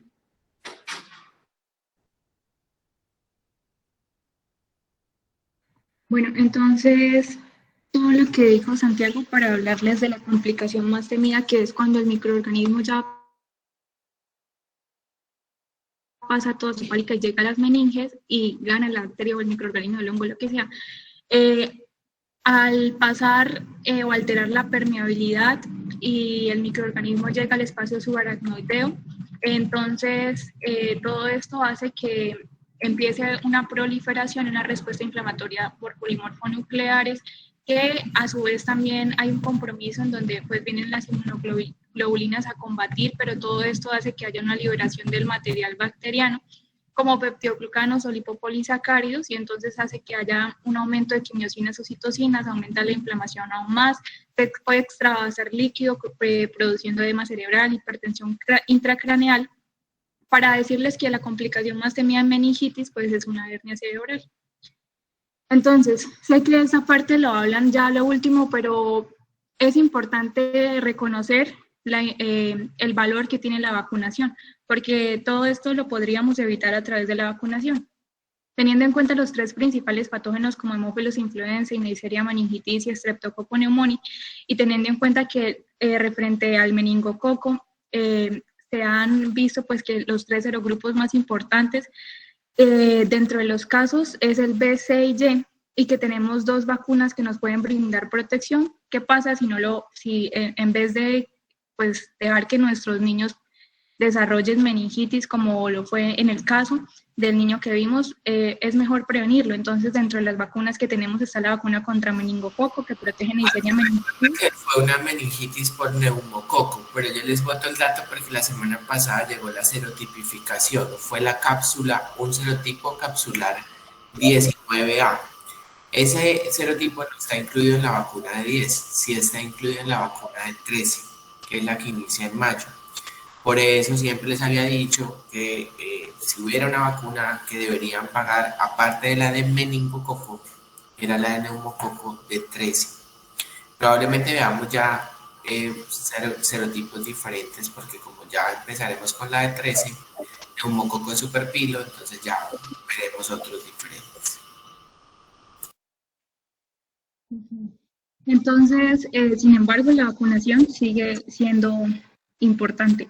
Tenemos vacunas para la B no la tenemos, ¿no? Para que sepas. La B no está en el país. Solo la tetra, ¿cierto? Solo la tetra, sí. ACW, pero para nuestro país la más importante es CIG. También tenemos vacuna que puede cubrir Haemophilus influenzae tipo B y Streptococcus pneumoniae. Bueno, ya haciendo este paréntesis, hablando de las manifestaciones clínicas en la meningitis, como todo en pediatría depende de la edad. Entonces, en neonatos y lactantes puede existir fiebre abrupta o también, en caso contrario, hipotermia, síntomas inespecíficos como irritabilidad, pobre alimentación, vómitos, diarrea, síntomas respiratorios, fontanela bombada, rigidez nucal, que es más frecuente en escolares y adolescentes, sin embargo, puede existir convulsiones focales en ausencia de fiebre e incluso rash. Y en escolares y adolescentes, pues entonces tenemos fiebre, dolor de cabeza, náuseas, vómito. Es más frecuente encontrar en esta etapa rigidez nucal, fotofobia y rash. Referente a la tríada de meningitis, pudimos ver que aunque el bebé que tuvimos en el caso es un lactante mayor, usualmente nos hablan de que los signos y la tríada es frecuente verlos en mayores de 18 meses, este bebé no tenía rigidez nucal. Sin embargo, el hecho de que ante la presencia de una sintomatología y que no haya rigidez nucal, eso no quiere decir que tengamos que descartar meningitis. Pero pues esta es la tríada de la meningitis: fiebre, cefalea, rigidez nucal, que como les decía anteriormente es más frecuente en escolares y adolescentes. Además de ello, también tenemos que dentro de los casos hay un 80% de alteraciones del nivel de conciencia. Sin embargo, relatan de que es más frecuente que cuando haya alteración de nivel de conciencia, probablemente no sea por neumococo, pero no es del todo seguro. Referente a los signos de herniación cerebral, entonces tenemos que estos pacientes pueden tener parálisis de pares craneales, en mayor frecuencia el oculomotor, convulsiones, hiperreflexia. Por ejemplo, este paciente tenía hiporreflexia, pero puede ser que haya, pues, no todo lo que está aquí, pues, el paciente lo pueda tener tal cual como lo habla la literatura, pero puede haber hiperreflexia, hemiparesia, postura de corticación o de cerebración. Además de ello, también alteración pupilar, unio bilateral, que eso sí lo tenía el paciente, y Cuando ya tenemos lo que es la tríada de Cushing, que comprende una hipertensión arterial, bradicardia y alteraciones respiratorias, ya estos son signos tardíos dentro de las manifestaciones clínicas. Existen signos de irritación meningea, que como les decía anteriormente es más frecuente en mayores de 18 meses debido a una irritación que hay en las raíces nerviosas de la médula, que hace que cuando con las manos se trata de hacer una flexión de la cabeza y tratar de que el mentón pueda llegar al esternón, el bebé va a referir dolor y no va a poder alcanzar pues este ángulo.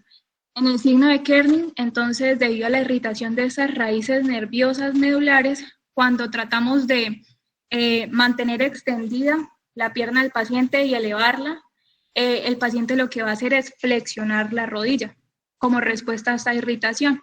Y referente al signo de Brudzinski, entonces, cuando tratamos de flexionar la cabeza, lo que va a hacer el paciente es, como acto reflejo, va a hacer también una flexión de las piernas. Todo esto dando a conocer de que hay una irritación de las raíces nerviosas. Ahora, referente al diagnóstico, es importante, pues, como en toda la historia clínica, un examen físico que nos puede ayudar en cierto modo, y también el uso de las pruebas complementarias.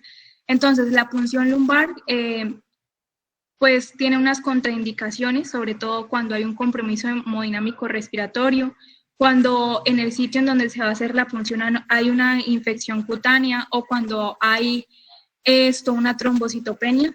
Nos habla sobre todo la literatura de cuando las plaquetas están por debajo de 50.000 milímetros cúbicos o cuando hay una coagulopatía. Además, también la literatura habla de que si hay signos de los que hablé anteriormente de hipertensión endocraneal, antes de hacer la punción lumbar es necesario hacer un TAC o una resonancia magnética porque podemos iatrogénicamente pues ocasionar una herniación, por ejemplo. La punción lumbar, bueno, esos son los siguientes puntos. Solo está contraindicada si hay infección del sitio de la punción 1. Además son contraindicaciones relativas, las plaquetas, como les mencioné, de transfusión inmediata, porque eso es inyectar, pues puedo hacerlo en coagulopatía, si no, si está en coagulación intravascular diseminada o está en inestabilidad hemodinámica. Pero los signos de hipertensión endocraniana pilas, porque a veces nos quedamos pendientes como, ¿qué pasa en el hospital? Paciente venezolano, entonces como la tomografía de una IPS pues privada, entonces mientras autorizan, pasan 3, 4, 5, 6 días y no tiene presentación que una meningitis no tenga punción lumbar. La urgencia es el inicio del antibiótico. Ustedes tienen 72 horas para poder hacer punción, porque ese líquido se va a seguir viendo inflamatorio. El cultivo probablemente entre más se demoren y más antibiótico tengan, pues ya no les va a crecer nada. La prueba molecular sí les va a servir, pero la fundoscopia es suficiente. La última meningitis que yo tuve acá en el hospital, una niña de 4 meses con toda la fontanela bombada, entonces pediatría que no, que porque la fontanela. Llamaban a neurocirugía y neurocirugía, que deberían ser los expertos en el área, que no, que porque la fontanela, entonces que pendiente TAC. Entonces yo la fui a hacer y la neurocirujana fue, ¿pero cómo la vas a hacer? Pues la tiene llena porque tiene una meningitis. O sea, si tú tienes una clínica muy certera y no estás sospechando que hay un síndrome de herniación, que realmente la meningitis es rara. O sea, tiene que ser, los fenómenos de herniación no son por sangrados muy masivos o por una masa pues que esté en crecimiento permanente, un tumor benigno maligno y se salga, son síndromes, pero es muy raro y casi siempre la fundoscopia o el examen oftalmológico y neurológico te debería guiar. Es muy raro que uno deba dilatarlo, aunque es la conducta más común, casi siempre como para pasarle el pato a alguien más. Entonces Camila no quiso hacer la punción, hay pendiente TAC. Entonces después llega Santiago y así se la pasa. Pero deberíamos hacer la indicación, pues las contraindicaciones reales son muy pocas. Ok, entonces vamos a hacer una representación de la punción lumbar que se hace entre la línea media de ambas crestas ilíacas, entre el E4 y el E5, y pues ya como el doctor lo dijo, que no lo sabía con la espinoca. Entonces, dentro de los valores normales del líquido cefalorraquídeo, también esto depende de la edad, Pues ya lo hablamos, en prematuros referente a la línea celular de 0 a 23 puede ser normal. En recién nacidos a término menor a 7 días, pues entonces es normal de 0 a 20, de 7 a 28 días de 0 a 20 y ya mayor a un mes, esto ya baja. Hablan de 0 a 6, pero usualmente de 0 a 5. Referente a las proteínas, entonces en prematuros, normales de 45 a 200 miligramos por decilitros, en menores de 7 días 20 a 140, y así va bajando hasta que mayor a un mes, de 10 a 45 se considera normal. Y la glucosa en prematuros puede ser de 30 a 100, de 35 a 80 en menores de 7 días, de 7 a 28 y mayores de un mes, ya entra dentro del límite de 40 a 80. Entonces, según la etiología, pues podemos encontrar hallazgos en el líquido cefalorraquídeo. Por ejemplo, si es bacteriana, podemos encontrar que los leucocitos van a estar a mayor a 1000 células por microlitro. Referente a la tuberculosa, entre 100 a 500 células por microlitro. Entre las víricas, pues no van a estar tan altas, pero sí como las bacterianas, pero sí puede estar de 5 a 500, y entre las fúngicas igual. El predominio de la línea celular en las bacterianas va a estar los polimorfonucleares en su predominio neutrófilo, la tuberculosa, la vírica y la fúngica, los linfocitos. Entonces, en la glucosa va a haber una hiperglucorraquia en bacteriana y tuberculosa por el consumo que van a tener de la glucosa. Y en la vírica y en la fúngica, en la vírica pues... O glucorraquia, no hiperglucorraquia. Ok. Míralo, ahí lo tienes. TB sobre todo es la que más chupa, o sea, bajito, hipo, de bajito, hipo, no hipo de hipo. Sí, qué pena, me confundí. Hipoglucorraquia, sí. Y en la vírica puede estar normal y en la fúngica puede llegar al límite. En las proteínas, entonces, la bacteriana va a haber una hiperproteinorraquia. En la tuberculosa, y eso es lo que la caracteriza más, que las proteínas van a estar muy aumentadas, van a estar mayor a 100 miligramos por decilitro, una hiperproteinorraquia. En la vírica puede estar dentro del límite normal y en la fúngica igual una hiperproteinorraquia. Entonces, como lo decía el doctor, el gold estándar es el cultivo.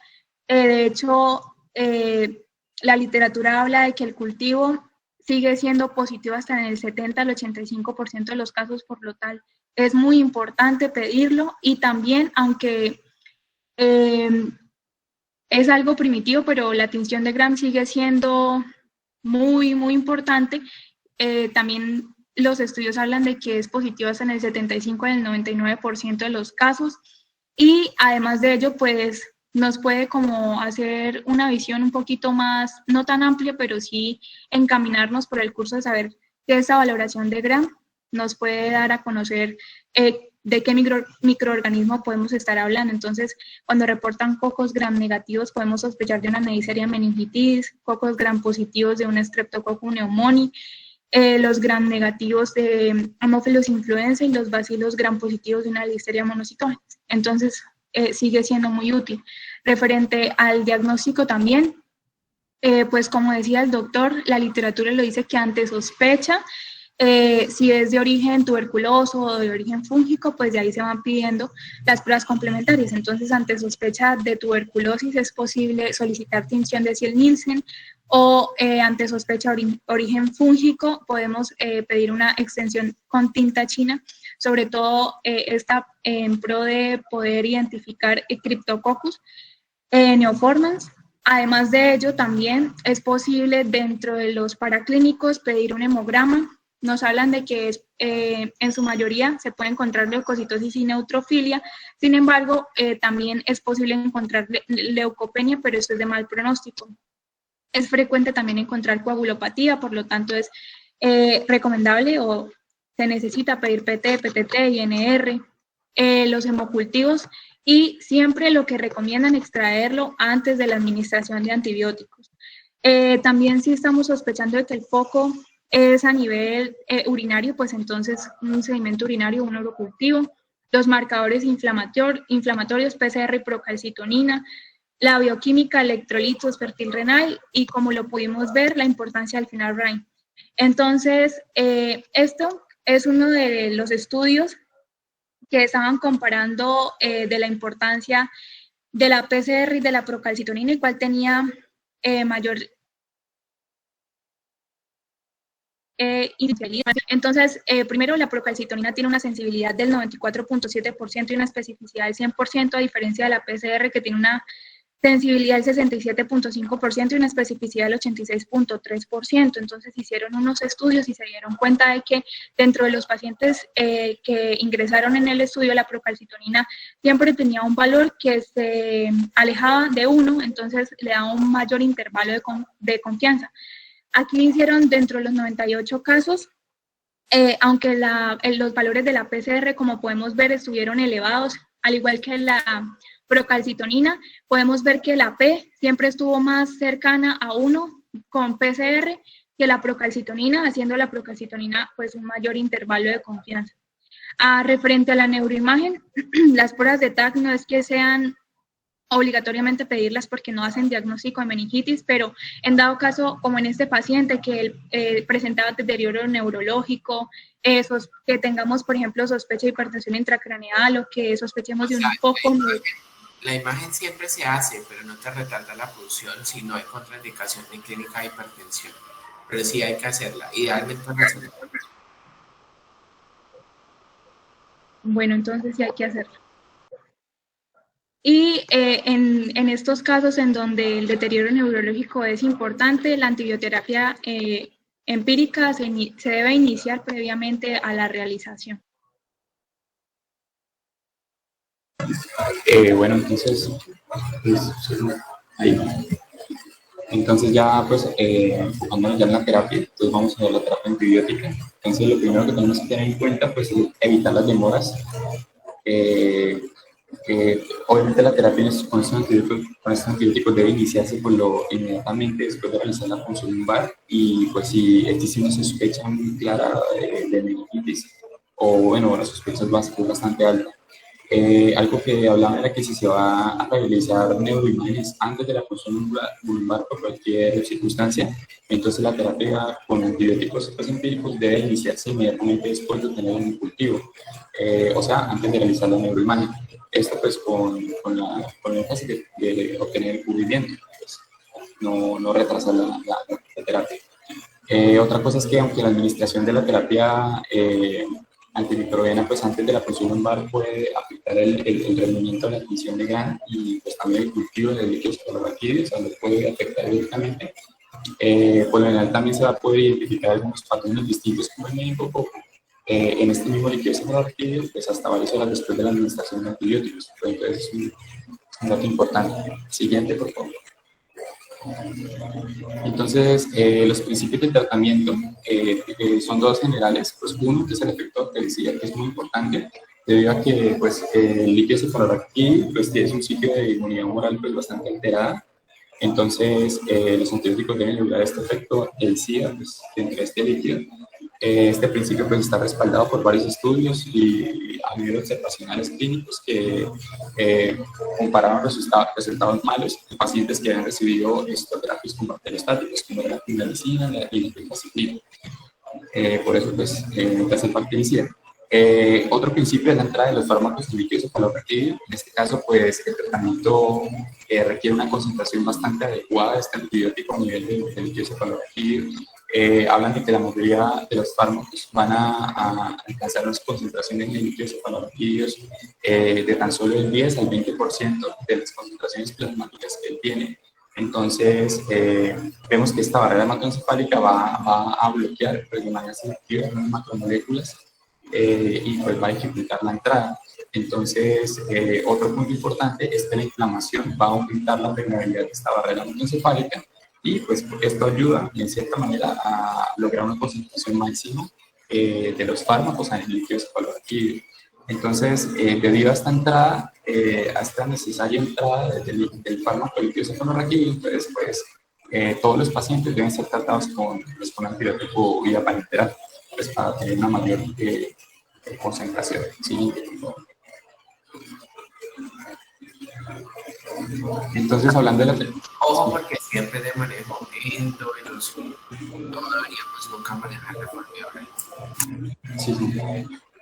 Bueno, entonces la terapia empírica, pues ya la hemos mencionado, pues se basa como tal en los patógenos que pueden llegar a ser más probables y según los patrones de susceptibilidad local, pues tenga institución. Entonces, el régimen empírico debe incluir pues, cobertura para el meningococo y también para el meningococo resistente a la penicilina, que pues son las dos causas más comunes de meningococo en bebés y niños. Para la mayoría de los pacientes, pues se sugiere utilizar la vancomicina más dosis altas de una cefalosporina de tercera generación. En este caso puede ser ceftriaxona o cefotaxima. Como ya pues, pues, mencionamos con el doctor, la vancomicina la dosis de 60 miligramos y la ceftriaxona de 100 miligramos. Bueno, hablando de una cobertura adicional, entonces cuando el paciente también se suministra dexametasona, algunas guías pues sugieren también agregar rifampicina al régimen empírico. Esto pues con el objetivo de disminuir la inflamación, porque pues, con el objetivo de aumentar la permeabilidad hacia la barrera hematoencefálica, porque pues como vimos la inflamación aumentaba esa permeabilidad. Bueno, también la cobertura adicional puede ser cuando la tinción de grano en líquido cefalorraquídeo como está a negativos. En este caso, pues, se debe agregar un aminoglicosio, ya sea gentamicina o amicacina. Y también si existe la preocupación pues, de una infección por gram negativo resistente, pues se debe sustituir por meropenem. La duración de la terapia empírica, pues, va a depender de los resultados del cultivo, de los parámetros del líquido cefalorraquídeo, como ya lo hemos hablado con los compañeros, y también de la preocupación clínica del paciente. Cuando hablamos de un cultivo positivo, pues se debe pues, empezar una terapia específica y pues, atacar directamente según el microorganismo. Cuando el cultivo es negativo y el perfil de líquido cefalorraquídeo es normal, pues... Juan Camilo, tiempo de manejo de una meningitis aséptica, es decir, toda la clínica pero cultivo negativo. Toda la clínica, porque le hicieron la punción 3 días después y ya pues iba a crecer. A ver, yo le boto el dato. Si la de meningococo se trata 7, si la de Haemophilus 10, si la de neumococo es 14, ¿cuál es el número que más se escuchó? 10, muy bien. Entonces, 10. Listo. Sí. Entonces, pues nos hablaban que si el cultivo es negativo y el líquido cefalorraquídeo es normal, pues se trata de suspender la terapia microbiana si los cultivos siguen permaneciendo estériles después de 48 a 72 horas. Y cuando el cultivo es negativo, pero el líquido cefalorraquídeo tiene makrocitosis, entonces pues hay que indagar un poco más y pues ya la decisión va a depender de individualizar al paciente, de valorar el estado clínico y de la preocupación que exista a nivel clínico de que sea de verdad una meningitis bacteriana. Siguiente, por favor. Entonces, bueno, ya hablando de la terapia específica. Ya lo dijimos, 10. 10 a 14, siguiente. Listo. Hablando. Bueno, gram negativo sí, pero pues se sale del tema, ¿no? Son 14 a 21. Okay. Los demás sí, digamos, 7 a 10, 10 a 14. Hablo de esto, doctor, sí. De Agalactia, no, ahorita tenemos uno, yo después se lo mando con Diego para que lo realicen. Tengo un niño que es con Agalactia, muy típico. Dale, sí. Ese es también 14 a 21 días de acuerdo. La literatura también nos mostraba el Staphylococcus aureus. En este caso, pues, la terapia estándar, pues, para el labio sensible. Igual que lo que hemos visto, sensible OXA y resistente vago.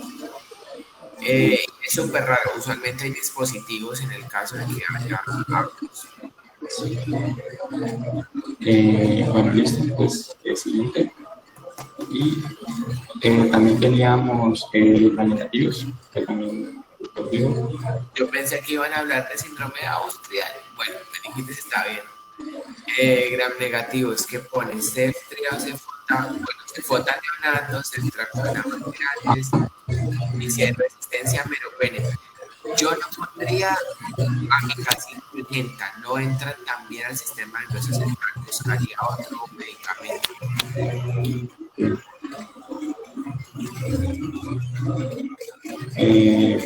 Bueno, al siguiente, entonces, aquí pues el resumen de la duración del tratamiento para cada paciente.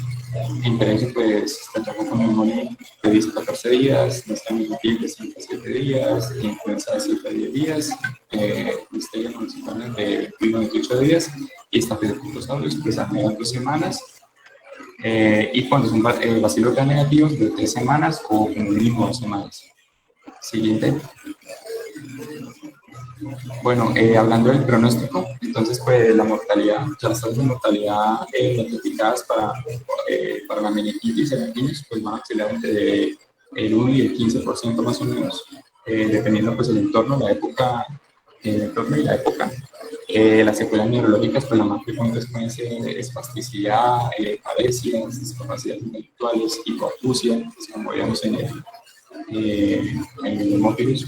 Y los factores, y hay unos factores pronósticos pues, específicos, como puede ser el nivel de conciencia con el que llega el niño o con el que se empieza el tratamiento. Para eso pues, se empieza la puntuación de Glasgow. Entonces, una puntuación baja pues da un mal pronóstico. El agente etiológico, porque pues, hay más riesgo de muerte y de secuelas neurológicas con la meningitis neumocócica que con el meningococo o con el hemófilos. También si el niño entra pues, con convulsiones directamente también hay factor de pronóstico. Las concentraciones de líquido cefalorraquídeo, pues como ya hemos visto, las bajas concentraciones de glucosa y los niños que presentan inmunodeficiencias subyacentes, que tengan nutrición, malignidad o alguna enfermedad neurológica ya existente. Siguiente cambio.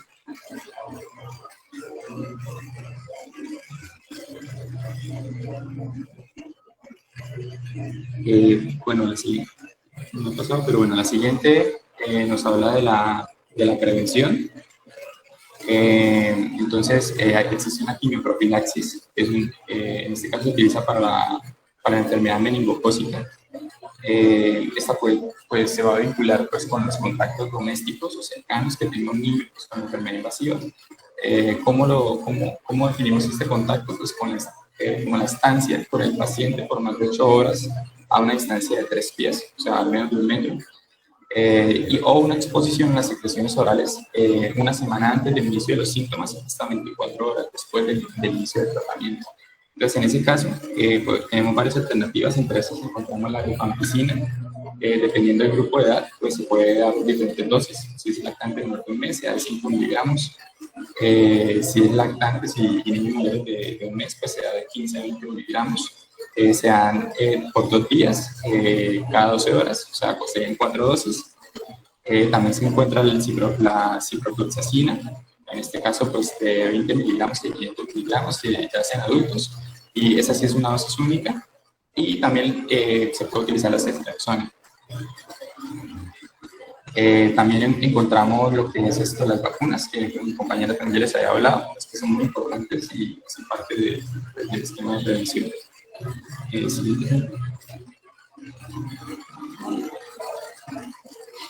Listo, gracias.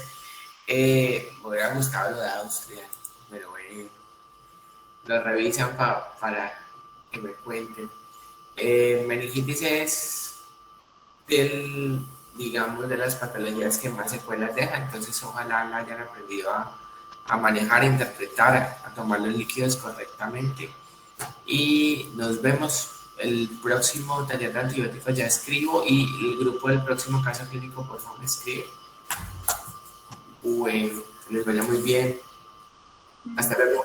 Hasta luego, doctor. Muchas gracias. Hasta luego.